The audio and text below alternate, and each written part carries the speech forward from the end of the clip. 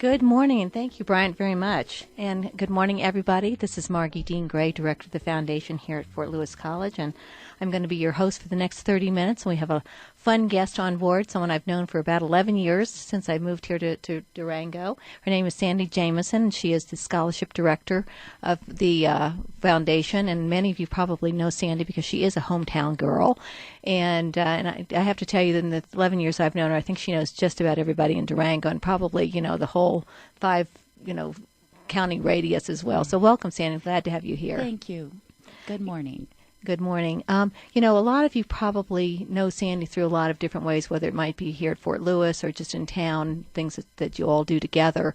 But you may not know a little bit about her background, and as I mentioned to you, she is a hometown gal. And before we get into what she does here professionally at Fort Lewis, which I know will be very fascinating to you because it's dealing with scholarships, which, as you know, are the lifeblood of this college, I wanted Sandy to tell us a little bit about her background because there are very few people, as we know, that are actually from Durango or have lived here since they were a kid anyway. And so, Sandy, how long have you actually been here in Durango?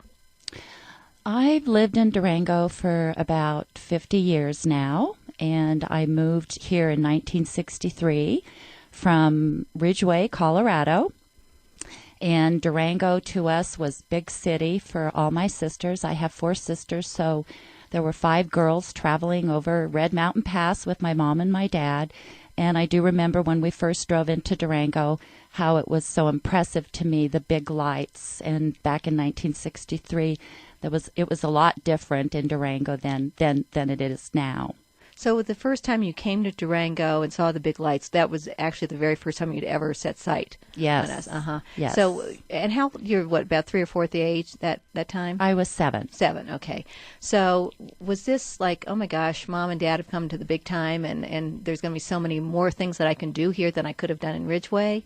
Well, I was nervous, at age 7, and we moved into a great house that was close to the Mason Center, and that was the grade school that my sisters and myself attended right down below the hill from us. So I was nervous about going to school and having a lot of other people in the classroom, but I actually fit in very well and enjoyed it and have loved Durango ever since. So, well, I know you're certainly a strong proponent of Durango. I mean, you're sort of one of those cheerleaders that's always out there. Oh, thank you. Exuding, the spirit of, I think, of this community. It's a great place to be, for sure. So you said your first impressions were like, oh my gosh, look at those big lights and it's big time and everything like that.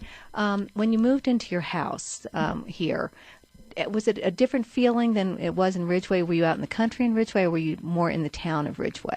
Well, we were in the town of Ridgway, but, Ridgway is very small. So we, in our younger years, grew up with the dogs running around free without being on a leash and kids running all over the neighborhood and playing late at night. And it was a little bit of a different world, but moving to Durango was still exciting and adventurous for all of us, and we were ready to experience all the new culture in Durango that we could get our hands on and all the different things we could do. So. And what did your sisters think about it?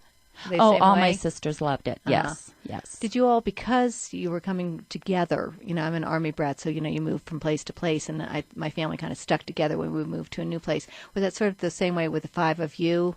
Yes. For school and just activities going, hey, let's stick together here, kids. And at first we did. Mm-hmm. And then as we made friendships, we branched out and started to do our own thing. Our ages vary from about, we vary in age in a 10-year span. Mm-hmm. So the youngest was doing different things than the oldest, but Durango was a place that we really did want to be. Mm-hmm. And I'm very glad to still be here also. Yeah. Well, as I said, you're practically native. You may have not technically been born here, but coming here at 7 years old, I would say, is a long time. I do too. And you feel like it is. So what kind of changes have you seen in Durango since when you first moved here in the 60s? Oh, many changes. Growth.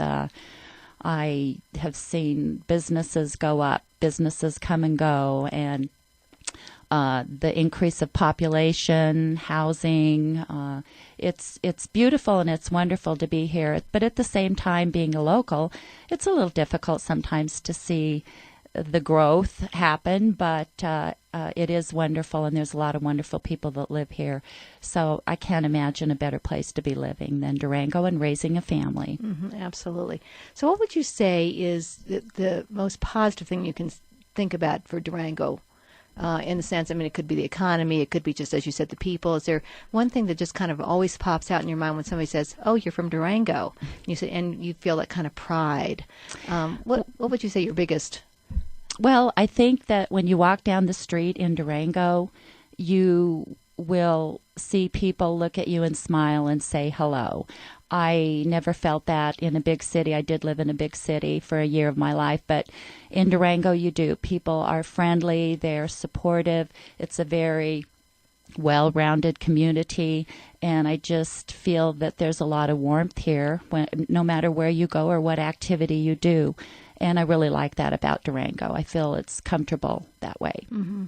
We mentioned that obviously you went from first grade through high school here, yes. Second grade through high school here.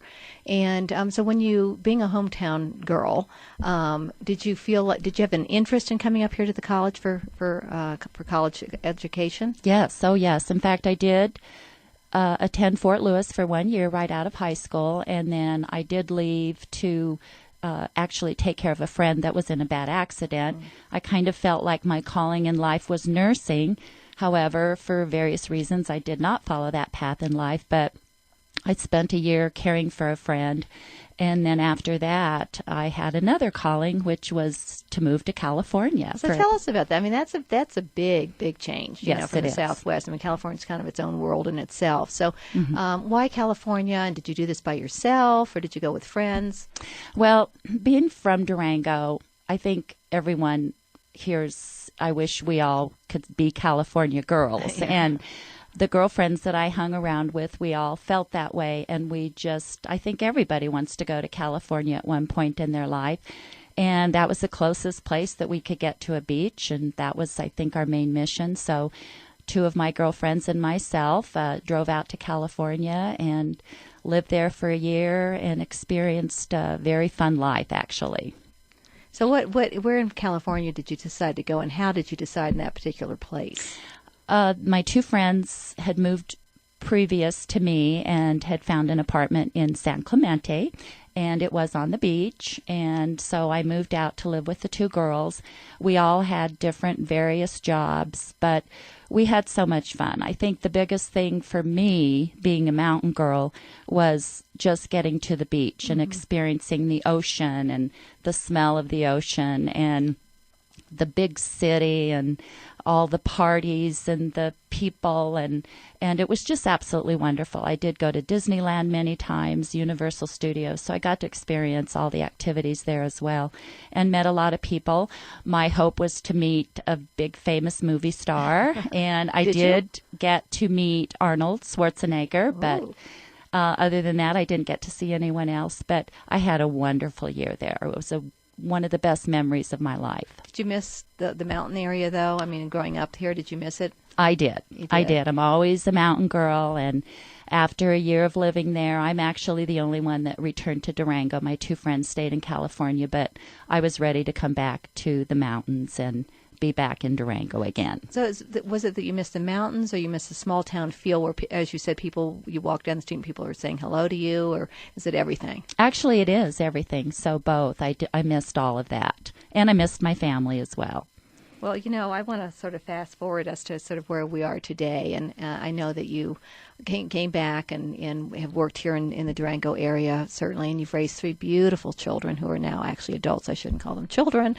But, and you have Lindsey, who's your oldest, and then Jessica, and then Landon. Yes. And they've all done very, very well for themselves. And I know you have a new baby granddaughter. Well, she's, I guess, about a year old now, yes, Riley. And I know that that's probably changed your life tremendously, and it must be really all terrific good ways. Terrific being a grandmother. Yes, so much so. Absolutely. So I know that Lindsey came here to Fort Lewis, in fact, got her degree at the business school and has done very well for herself.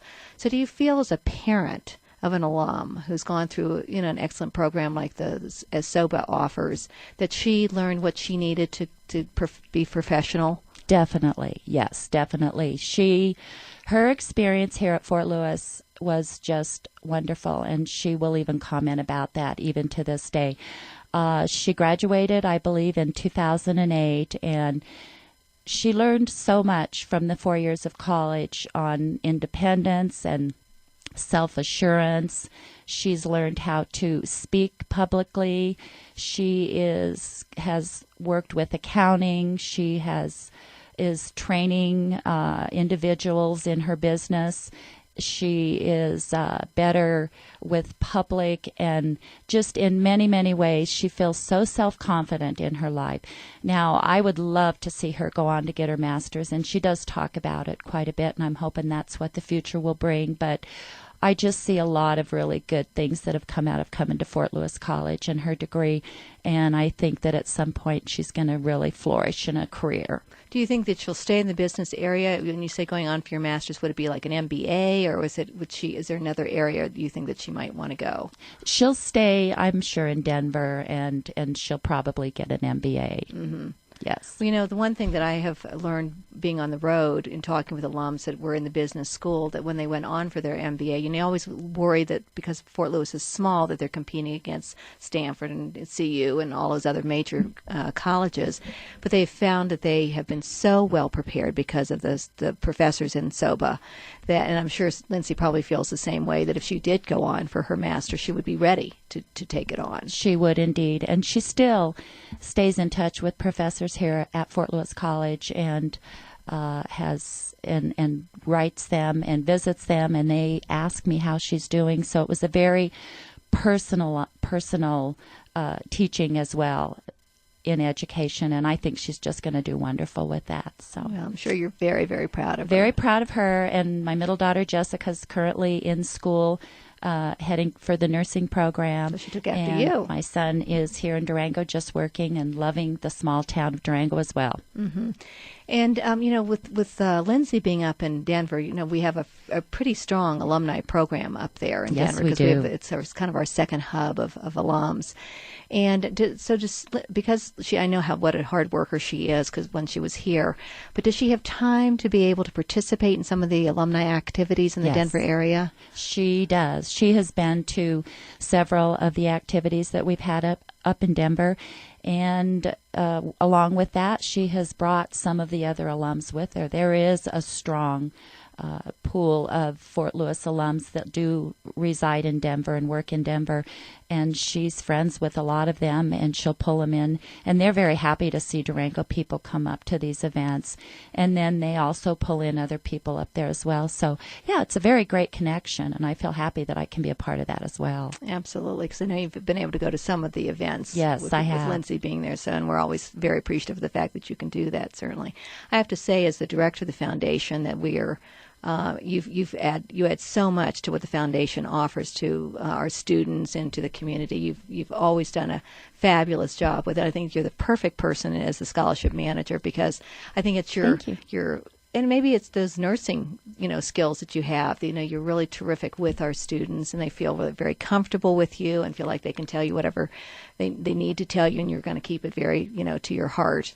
So I think the foundation's very fortunate to have you on board, Sandy. So. Oh, thank you so much. I think it might have to do a lot with the mom instinct within me as well, because when students walk in my office and they're in need of something, or they just need to talk about something, I kind of feel like they're my own child at that point. And it's, I think, important to kind of develop that close relationship, just because it makes the whole scholarship process a lot easier for them and a lot more comfortable. And I want them to be able to come and ask questions, and want to try to help as many as I can. So I think it's really the perfect calling for me. Absolutely. Well, if you're just tuning in, this is KDUR, and this is Notes and Notables with Margie Dean Graham. My special guest today is Sandy Jameson, who's a scholarship manager with the foundation, and we were just beginning to talk about her career here at Fort Lewis, and I'd like to if I could, delve into that now.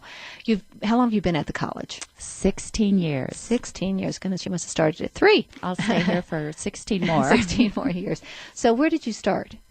When I first started working here, I started in the health center, and I worked for the Fort Lewis College Health Center for about 4 years, and then I transferred over to the controller's office. So I got to be engulfed with the process of billing students and the whole accounting end of it. And then from there, I moved over to admissions office, which was a really wonderful opportunity to learn how the process of recruiting students and admitting students to Fort Lewis and meeting the families.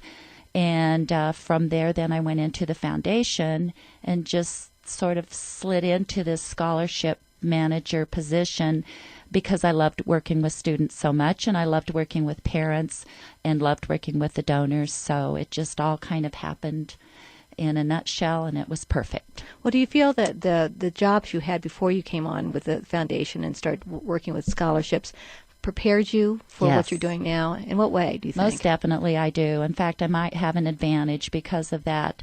Well, when you're in the health center, you're learning just the health of the students and how well the health center takes care of the students on that end of it. In the controller's office, you're learning what it costs the students to come to school and what they have to pay for, and the grants that are available and some of the funding available in this office.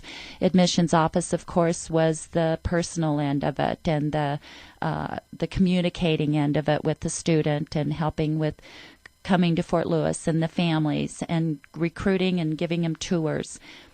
And so it all really ties in for me in giving out scholarships because I can now understand the whole process from all of these areas, and it just gives me a better idea as a whole on what the scholarship program needs to be like. Actually, I think you're the perfect person. I can't think of anybody else who's really gone through those various steps and ended up in the position that you are and not I mean, it's just right up your alley. It I mean, just led you right into it. Right into it. So tell us what you do as a scholarship manager. As a scholarship manager, I do several things. I visit with donors, and with some of my other coworkers often will travel and visit with alumni, and I will talk to them about creating a scholarship, whether it be in memory or in honor of someone, or just to devote some gifts to a department that they'd like to give to. And so I really foster and work and communicate with donors to begin the scholarships. And then the students are a big part of my job as well, because they have to go through the process of applying, and so I work with them on the process, try to help them, and we have a scholarship committee that helps with reading essays, and it is very important to learn about each student so that you can just pick the scholarship that will fit them just right. And we have 60 plus personalized scholarships that are on the website that just are for the foundation. That from the foundation that are in honor or in memory of a loved one. And we also have many departmental scholarships, and I don't give out the departmental scholarships, but I do all of the foundation scholarships. And then we have, of course, our new programs this year that we're working with financial aid and admissions on, with the Finish in 4 and the Foundation Scholar Grant and the Foundation Work Study. So I help from the beginning of creating a scholarship to the very end of a student receiving a scholarship. And then I also work with the communication of the student with the donor in case the donor wants to meet the student or the student wants to meet the donor, and they can make that connection. And it makes the scholarship all that more meaningful for the student. Absolutely. Do you want to, we don't have a tremendous amount of time, but do you want to tell a little bit about this new program that you work on with Carol Smith? Yes, the new program, we have a Finish in 4, which we now have about 52 students that are registered for the Finish in 4. And what the foundation is doing is we are taking our unrestricted scholarship money and we're supporting these students to come to Fort Lewis and finish in 4 years. And we're supporting them all 4 years, all the way through. And this is wonderful. This comes from wonderful donations to unrestricted scholarships that allows us to do that. So that's really important, the unrestricted side of things. It for is scholarships. really important because it doesn't restrict the student to be an in-state or an out-of-state student or a definite need. I mean, we do have need-based scholarships and merit-based scholarships, but we have a variety of all scholarships. And I guess what I would want to tell a student is don't ever feel that you might not qualify for a scholarship, because the foundation offers so many varieties that I think if you just look on the website, which is very easy to get to, under scholarships, and you will find there'll be something for almost everyone. Well, I've seen more and more students coming through needing scholarships, and you've obviously been on the front row of that. So how many do you think, how many scholarship applications did you have last year? Last year, I had about 400 scholarship applications. A couple of years ago, I started out with about 250. This year, we had 460. So it's almost increasing 50 plus a year.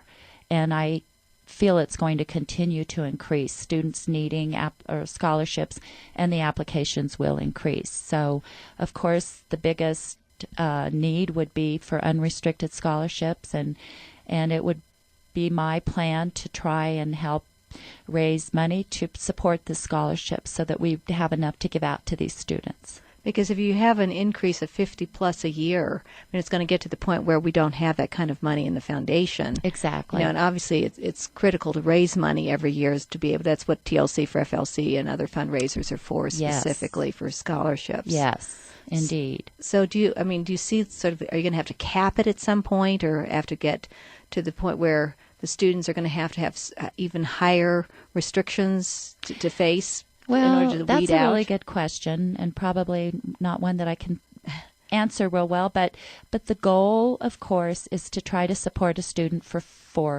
the 4 years. So if a student comes in as a freshman and does get a scholarship, it would be the goal and the mission to support him for the next 3 years. So we have to calculate that we would have enough money when we award a student for 3 other years. So it's going to be very important to continue to fundraise. I would not like to see a cap put on how many scholarships we're going to be able to give out, but there may be a point that we may have to do that. So I'm not there yet, and I hope I don't have to see that. Well, let's pretend I'm a student that's going to be coming to Fort Lewis. I've been accepted, and I've accepted, the entry, but I don't know really how, and I'm in need of a scholarship. The only way I'm going to be able to get through is by having scholarship money.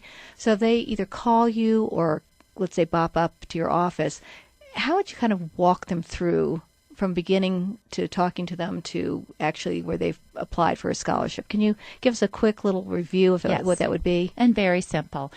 Of course, my office is always open to students to come and visit and talk about scholarships. They can always call me or email me. My phone number is 247-7121. And if students or parents or donors wish to email me, you can email me at jameson_s@fortlewis.edu. Now, for students to apply for scholarships, all they need to do is visit the Fort Lewis College website, and there is a directory A to Z. The simplest way that I can guide them through that is to pick the letter S and find the word scholarships. And once you click on that site, you're going to see not only the foundation scholarships that are available, but the institutional ones, the departmental ones, alumni, Native American, and even other outside scholarships that are offered. And just being right there on that page on that website is very self-explanatory, and I think students have such an easy time once they see it. For the foundation, the application is right online. You do have to print it out and fill it out, and you accompany your application with an essay. Guidelines on how to write the essay are right there on the website. And then you need to copy your grades off of WebOpus or produce a transcript from your high school.